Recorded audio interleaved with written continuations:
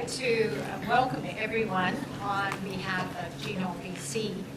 I'm Ida Goodreau.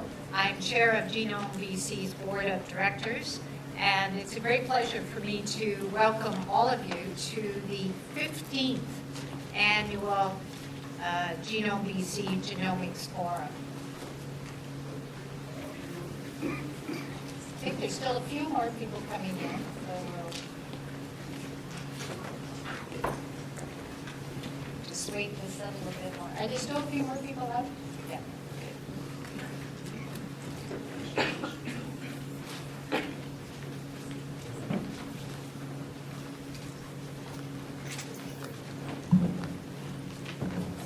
Okay, so again, welcome to all of you. This is the 15th annual Genome BC Genomics Forum, and this forum each year is committed to bringing researchers and scientists and clinicians and others who are interested in the field of genomics to come and discuss and be updated on what are the newest developments in the field of genomics.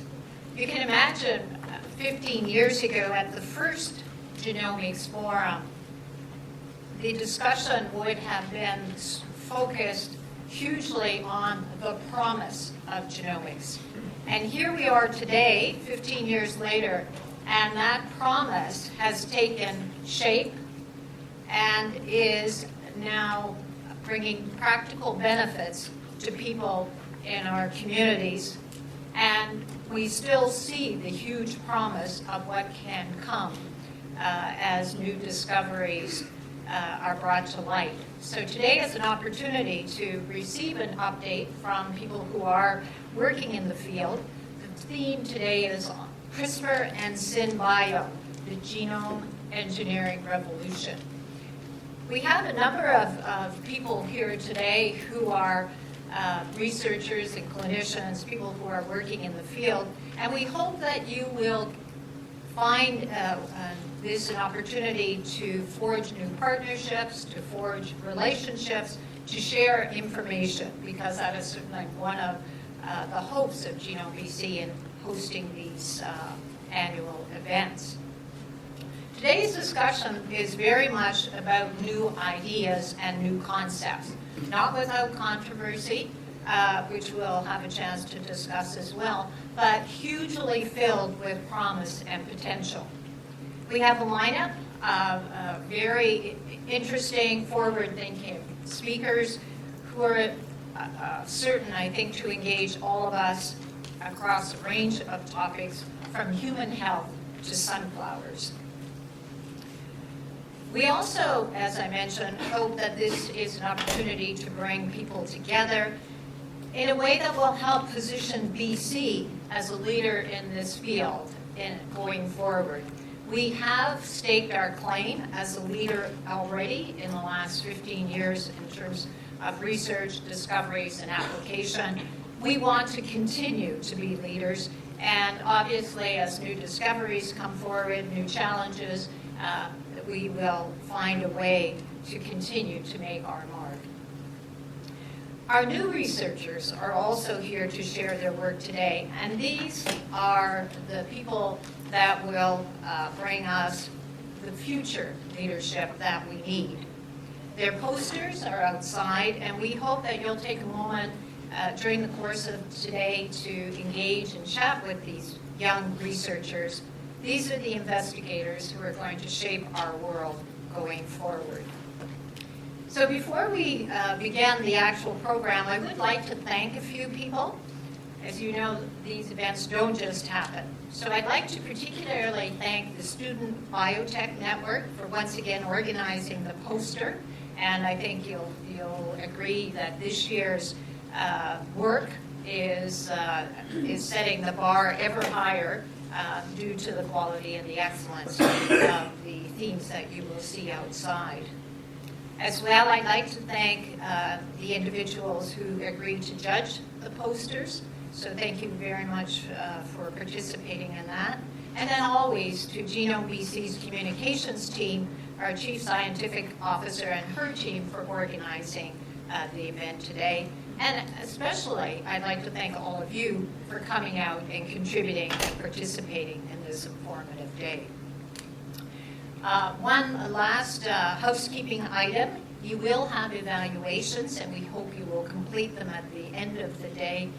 Your feedback ensures that we have a better event every year.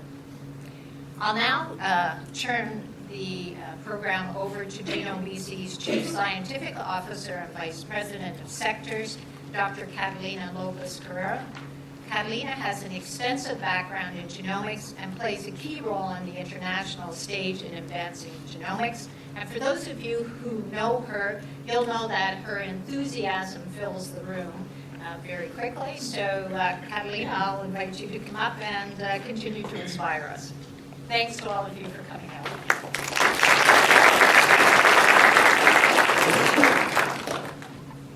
Thank you, Ida. Thank you very much for this nice introduction, and thank you all for coming this morning. I think we're going to have a very, very exciting day.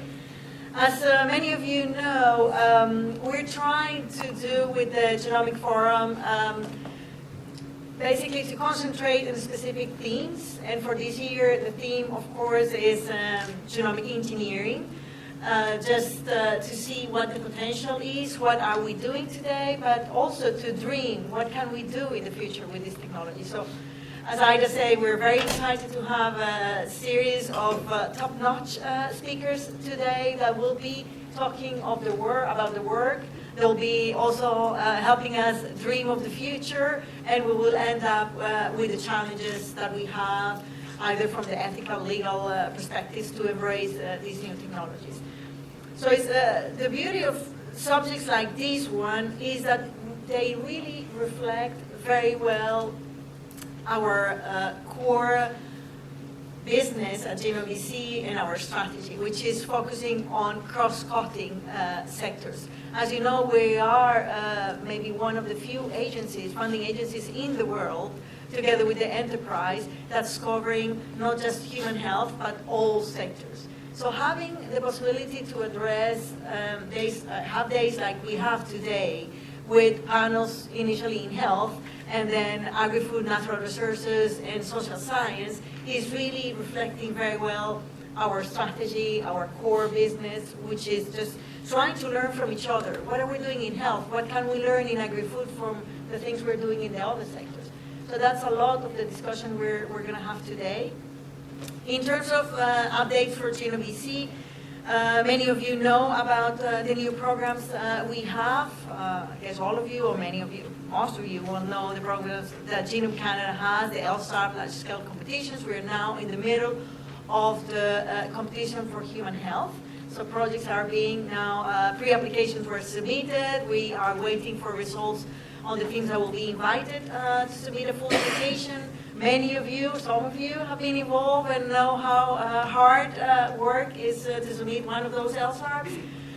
We have also the GAP program, and David Charret is here. He's the person in charge of that program, so you can find him at the break if you have any questions about the Genomic Supply Partnership Program. That's another of the flagships from Genome Canada. But we have two other programs that are only Genome BC. The first one is the Sector Innovation Program. Some of you I know have know about it or have applied to that program. The Sector Innovation Program, we have done two initial cycles. The first one was in human health, open to all applications in human health, or all kinds of projects in human health. The second one was all sectors non-human health. So again, very broad. Actually, the first one was all sectors non-human health. The sector is health. And the third one, we will do it a little bit more targeted. So stay tuned. We should be announcing that in the next coming weeks. And we're open also to receive ideas on what subjects we could have for a sector innovation program. The idea with this is to get projects up to $250,000 with no co-funding that will help us to build capacity in a strategic sector for BC. So that program is ongoing. And we have Another innovative program that's just being prepared now for launch, that's called GeneSolve. Many of you have heard about GeneSolve. GeneSolve is an open innovation platform where users, could be companies or could be governmental agencies, when they have a challenge, they can post that challenge in this open innovation platform, and scientists in BC can provide their solutions. So again, here we go up to $250,000 per project with one-to-one co-funding from the private sector. So this is more like operations, but I know we all need funding to get our ideas just realized with very cool and interesting projects that can then be presented at forums like the one we're having today. So with those, I think we can start with the day. As I say, we will start with, and as you saw in the agenda, we will start with the human health session. We will continue with the applications in agri-food, natural resources, and end up the day with the social science, ethical aspects of genomic engineering. It's my pleasure. I will not introduce each of the speakers. You all have their bios. You can have fun reading all the details of their great careers. We have, as I say, great speakers, and we have 4 speakers for this first session panel. Vincent Martin, or should I say, as we say in Quebec, Vincent Martin. But Vince is coming from Concordia University. He's going to start the panel, and then we have Elizabeth Simpson from UBC, Leonard Forster also from UBC, and Eric Rhodes from ERS Genomics. So we start with Vince, and then we will continue. Presentations will be short, and the idea is that we want to give a lot of time for discussions, for questions, and for you, really, to come with your points, your questions, and your comments.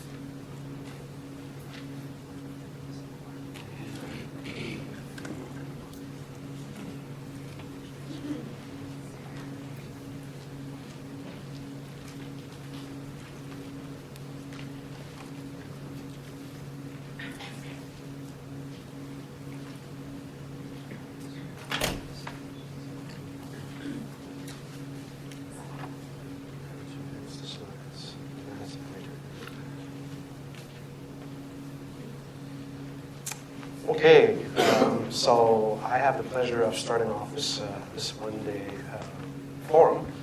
I'm also one of the few non-BC natives, but I did my PhD here at UBC a few years ago, so it's actually great to be back.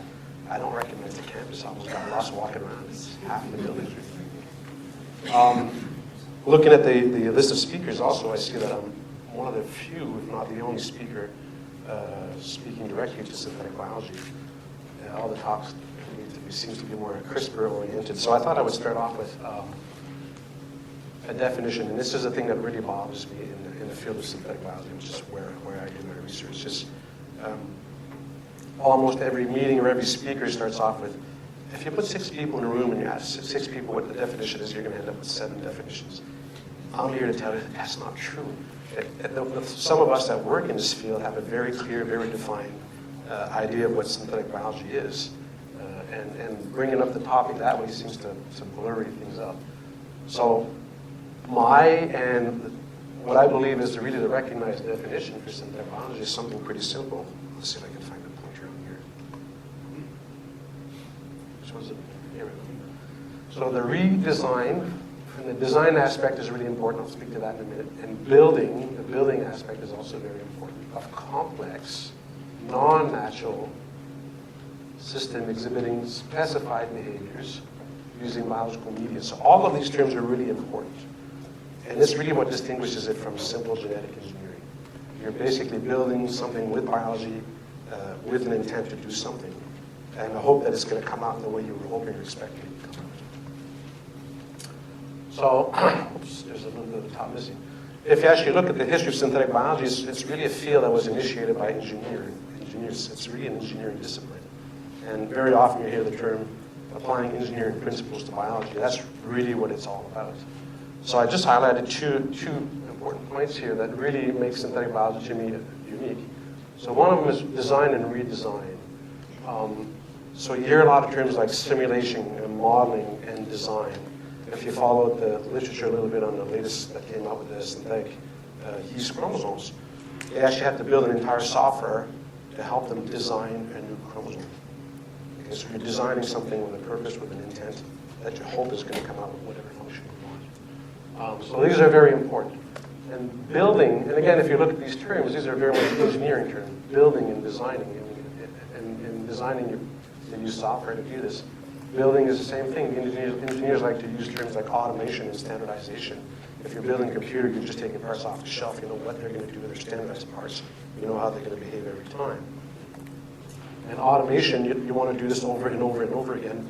I look at the way we do science today, and if you actually Google Louis Pasteur and you see some guy leaning over a microscope, and you Google Vince Martin Lab and you see some guy leaning over a microscope, we're still stuck in the past century, in my opinion, on the way we do things. So you're looking at things like automation, standardization, BioCAD tools, computer-aided design, not to have things for the same things for biology. All of this is really in the aim of achieving speeder, faster, higher scale, lower cost, more complex, predictable behavior when you're building something biological. Stop poking around in the dark, throwing darts at the wall, hoping that one of them sticks is really what this is about.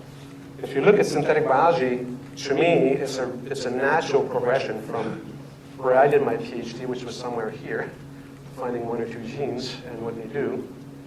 We went through the omics era in the systems biology. To me, the next progression is synthetic biology.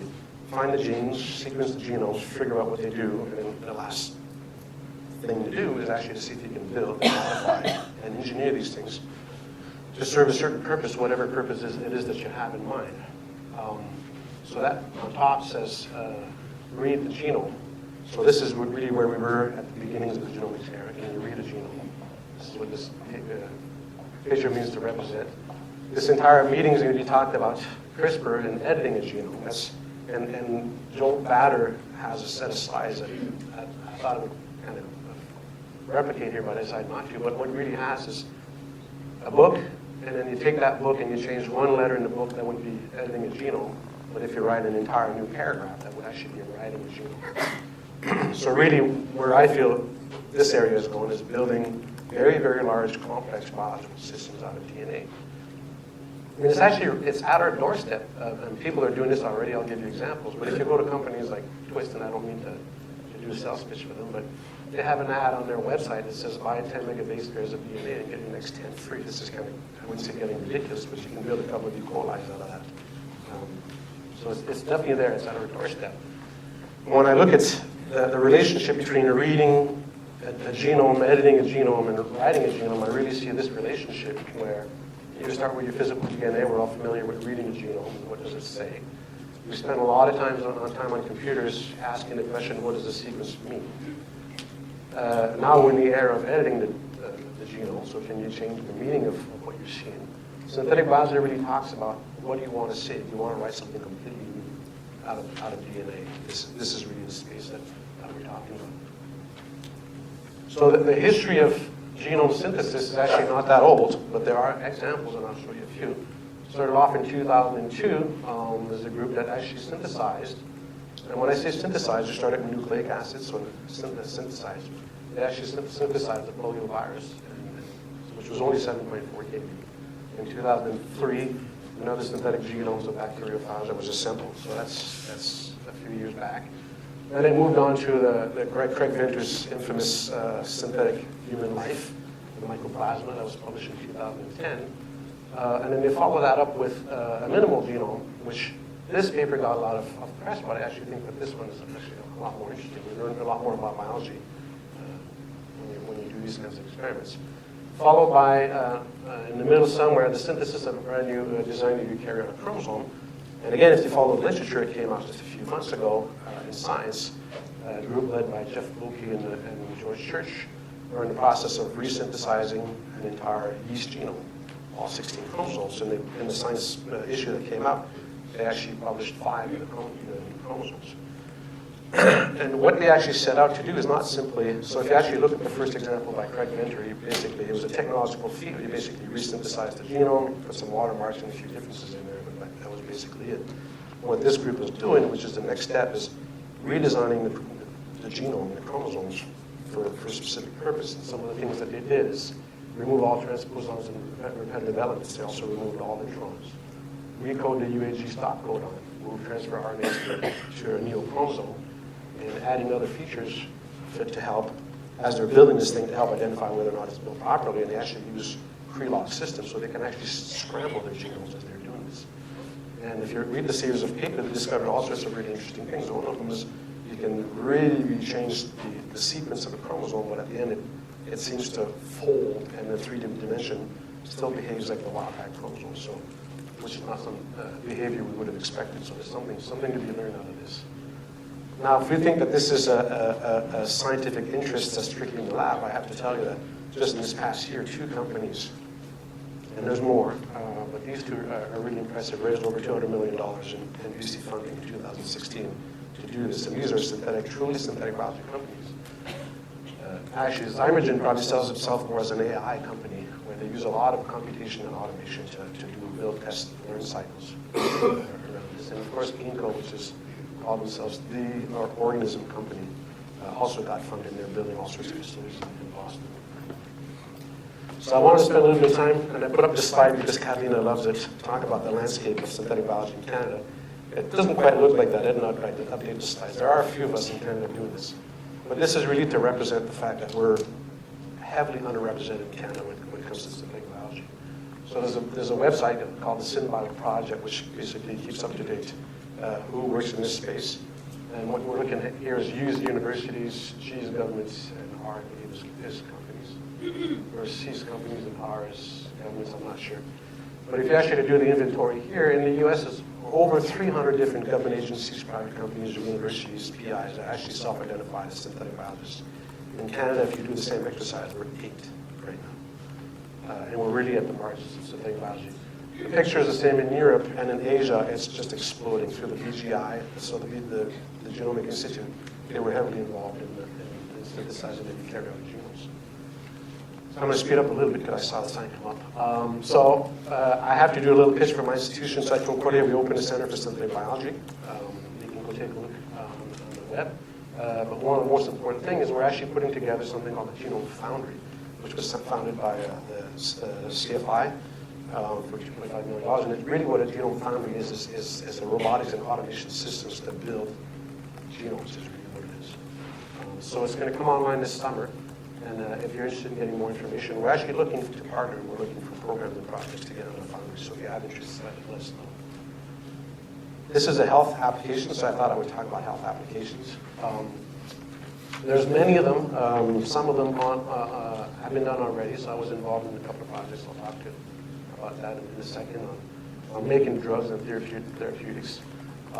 Big projects that are going on right now is developing ultra-safe human cell lines for the biotech industry and stem cell therapy. Some of the things we're looking at is virus resistance, retrotransposon-free, reduced risk of cancer. Recoded genomes, this is also a very big one. Repurposed codons, non-natural amino acids. I think we'll hear a little bit about that today. Used for biosecurity, biocontainment, and programmable cell lines, of course. Quickly, and this is really the purpose of synthetic biology. So this is a project that I was involved in starting in 2003 to develop this artemisinin strain. My time's up, I'm going to speed up yet. But the point here is, it started in 2003. It took over 10 years, and this was only 10 genes and over $200 million to get it done. That's not acceptable anymore. You can't do this. So the purpose of synthetic biology, again, in the field is really to accelerate and speed this thing up. I'll skip this one. So 2 slides, and I think these are really, really important ones. You're probably not aware of this, but there's actually some sort of grand challenge project that's starting right now called the GP Write project. And that's in a reflection of the GP Read or the Human Genome Project, where the purpose is going to be to synthesize genomes, and I didn't say human genome, but genomes. So they're really building an international consortium right now, the GP Write Consortium. I'm involved in that consortium, and one of the things that I'm trying to do is to build a larger Canadian consortium to bring more people in and raise money. So if you have any interest at all in joining this consortium, you can go on the website and find out more about it. Please give me a shout at this email address. And if you're interested in knowing more what we're doing at Concordia, you can follow us on Twitter, or follow somebody on Twitter. I'm not a social media guy, but you can keep up with it.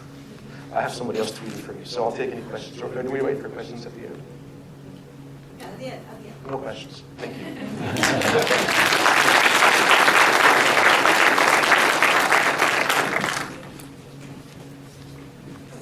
Thank you very much. Thanks to Catalina for giving me the opportunity to speak.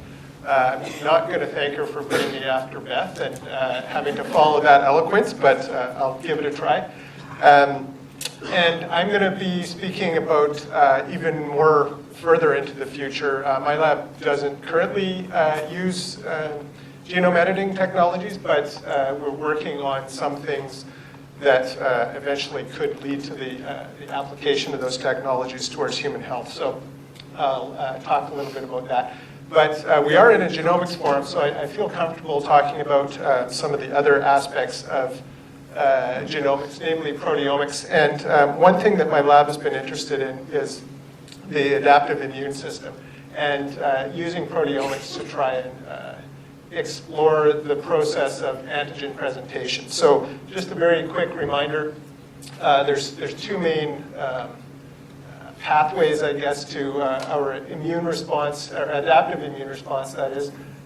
There's the type 1, or the class 1 MHC molecules and the class 2 MHC molecules, and I won't get into the details of which one functions in which case, but this is the system in our, well, not just in our immune cells, but basically in all cells in our body that present foreign antigens to our T cells for sampling, and then this triggers various responses, including the antibody response and other cytotoxic responses.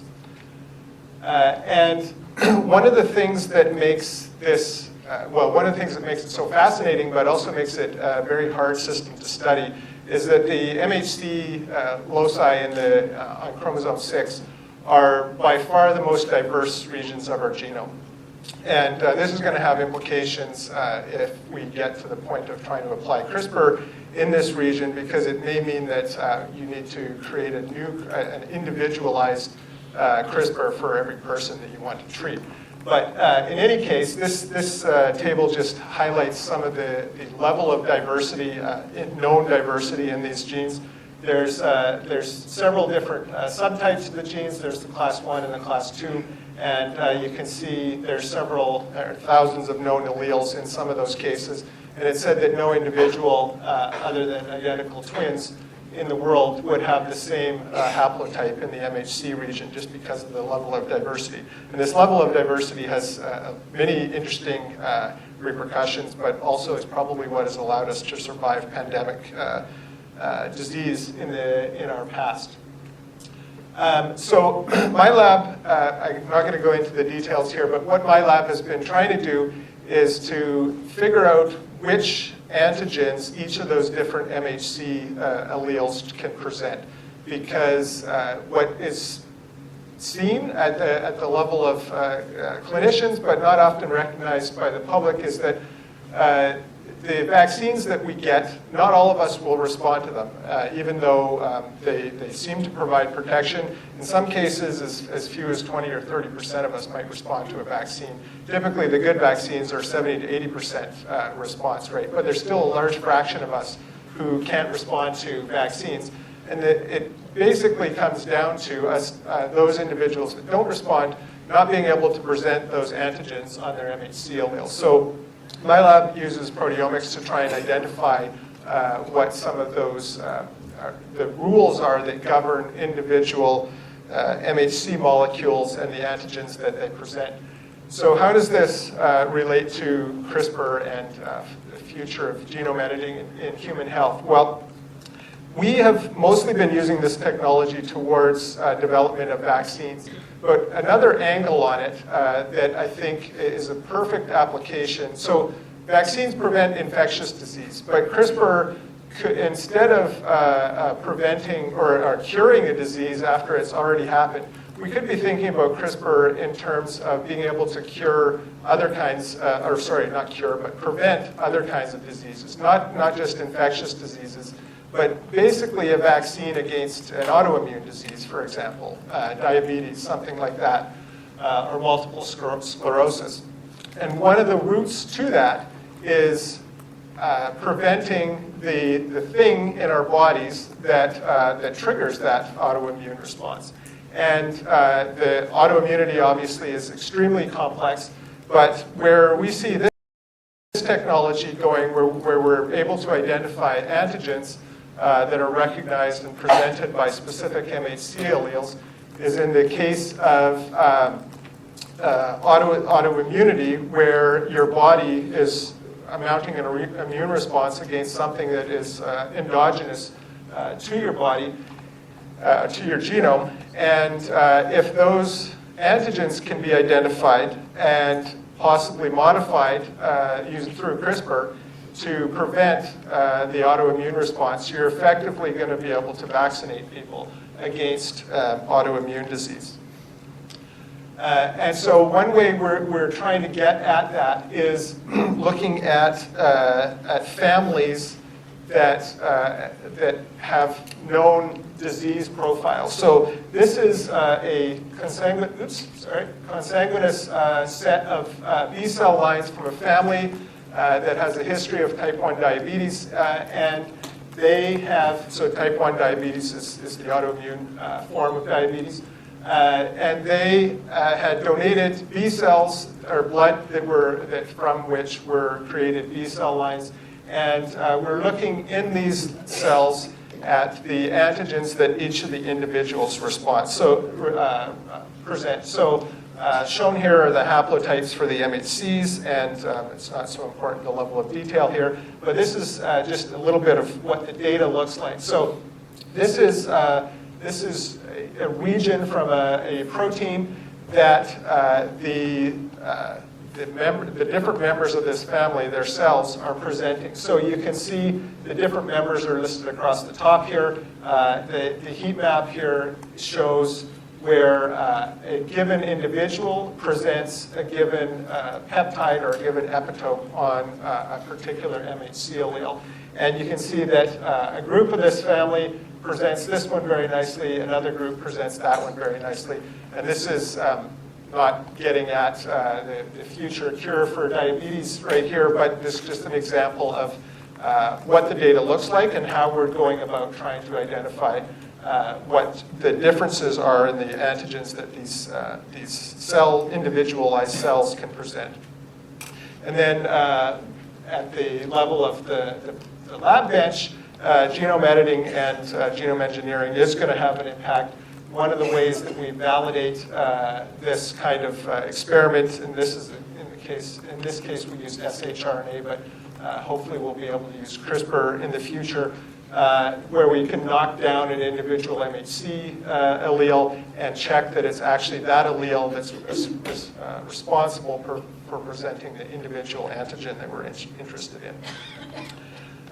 So the hope is, as I said, we're going to be able to identify antigens that are responsible for particular autoimmune diseases, and in some cases, hopefully be able to alter those antigens to avoid particular immune responses. And then at some point in the future, and I think we're a long ways away from this, but we may be able to start manipulating our immune system at the level of MHCs or T cell receptors to alter and have larger effects. So I will stop there. Thank everybody in my lab for all the work they've done, in particular Queenie Chan for a lot of the data that I showed. So thank you very much.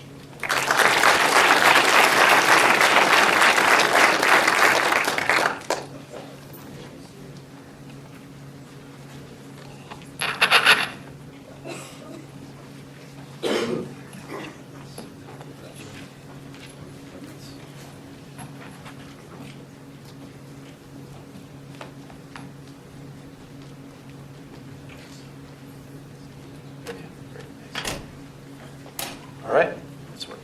Very good. I'd like to thank Catalina and the organizers for inviting me here. I've got a fairly simple presentation. I was part of this human health discussion, but I think what emerged from that was an interest in the commercial side of gene editing.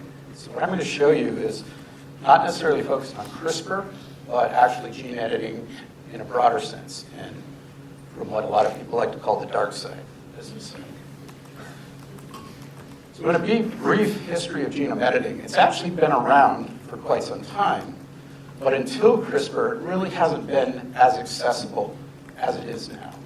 So back in the 1990s, there were the first designer nucleases, meganucleases. ISCE1 is an example of one of those. And people used those to show that you could introduce a change into the genome of a cell, but that you couldn't manipulate them very much. So their application was very limited. And in 2003, kind of the first more general breakthrough came around when Concordia showed that you could put a zinc finger nuclease that you had designed to bind to a specific sequence into a cell and show that that would introduce a cut. And Elizabeth showed you earlier, all you're really doing is introducing a cut with CRISPR-Cas9, and then you're letting the cell do the repair work after that. There's other aspects of CRISPR that we can talk about in terms of its regulation of genes, but for now we'll focus just on the cut. And in 2009, the next platform came along. This was TALENs, and these were proteins that could be designed to essentially every base pair of the genome. So this is something unique. The zinc fingers are somewhat limited in what they can bind. The sequence specificity is better in certain sequences, less good in others. TALENs, now you can design to essentially every base pair within the genome. So that sounded great. But TALENs are a bit bulky. They're a little bit hard to use. They're very difficult to deliver in terms of their size. So there were some limitations there. And then back in 2012, the beginning of the CRISPR revolution. CRISPR was a technology that was easily accessible. The one thing about these first three technologies is you needed to understand how to build those proteins. It took a lot of expertise. TALENs were a little bit simpler. There was more of a plan. You just followed the plan. You could implement them, but again, they had limitations. CRISPR, again, came along and really introduced the ability to genome edit to virtually any scientist. All you need to do is order an oligo. You're off to the races. So on the commercial side, where I sit now, what's really interesting is getting to see how broad CRISPR is being applied. And aside from the things that I think we all expect, basic research is being used in labs throughout the world, human therapeutics, we've already heard about gene and cell therapy. Another aspect that nobody's spoken about yet is the idea that you can create biotherapeutics in a much more efficient manner.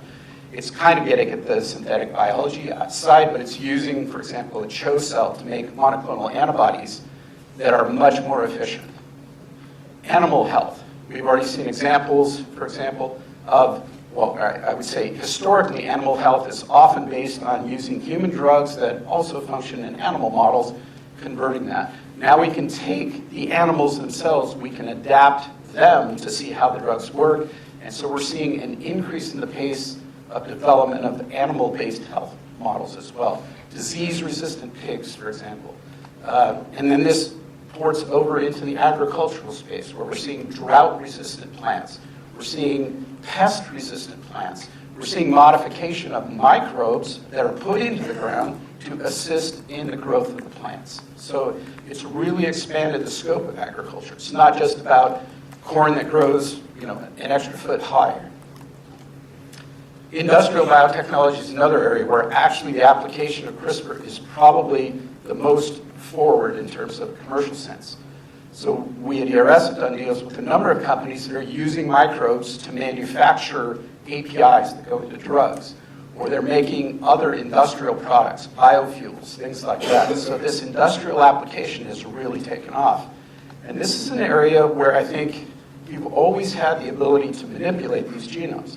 Most of the microbes, there are technologies to make those changes already. But CRISPR is so much faster, so much cheaper, so much more effective that you're seeing everybody adopt these, despite having already had some of these tools. And then synthetic biology, I think Vincent pointed out that this really isn't, CRISPR isn't really a key player in the synthetic biology world, but I think you can see that there are applications of using CRISPR as one of the tools to actually help in creating the cut and paste and things like that that facilitate the manipulation and the building of some of these complex organisms. So I'm just going to run through each of those technologies now. This is kind of the very dry part, and outline if you're interested in using one of these technologies, this may be a commercial path that will help you.